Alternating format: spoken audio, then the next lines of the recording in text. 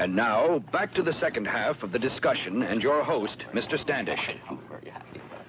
Hello, I'm J.T. Standish, along with my guests, the noted zoologist, Dr. Emeric Contraire, author of The Factual Basis of Legends, and on my right, this network's genial science editor, author of such books as Non-Science or Nonsense, Jules Manning. Our subject, the giant turtle Gamera, certainly one of the most controversial subjects of our time. Dr. Contraire, earlier in our program, you stated the belief that Gamera could, in fact, exist, while Mr. Manning disagreed rather vigorously. And I still do. This theory of Dr. Hidaka's is pure science fiction, a figment of an unbridled imagination. Mr. Manning, any theory, until proven, appears unbelievable to the ignorant. Dr. Hidaka's conclusions are based upon a life study.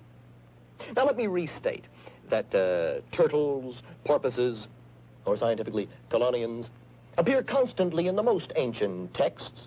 For example, the Greek Terribulia mythology that lived in fire, and also the Pyrobola of Pliny. What are you trying to prove, Doctor? That to a scholar, there is more than just a casual basis for Dr. Hidaka's conclusions.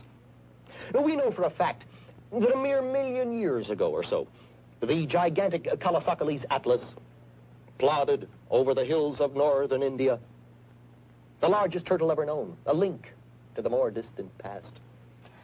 Now, how gigantic were turtles 100 million years ago, or even 200 million years ago?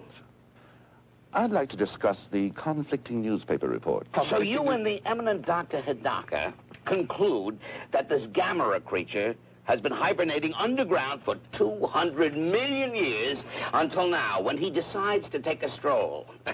Oh, Dr. Contraire, you do have a sense of humor. I'm simply advancing the theory that the great-granddaddy of all turtles could have reappeared, released from its tomb of ice by the explosion of the bomb. Now, you may blithely ignore the statements of Dr. Hidaka if you wish. However, I note that you haven't offered a more reasonable explanation for the total destruction of the Chittamauga.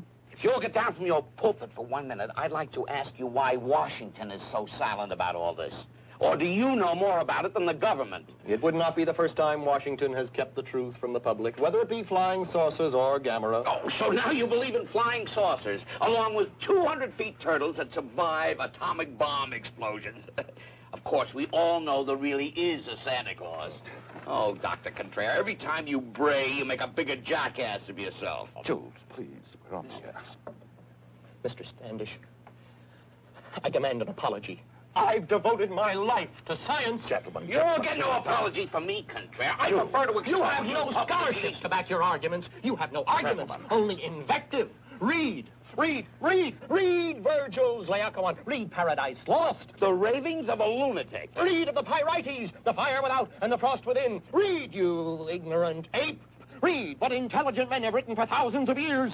What did he call me? Jules, please. He called me an ape?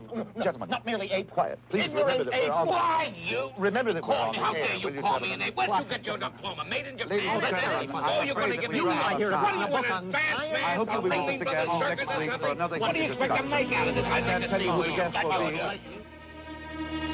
be.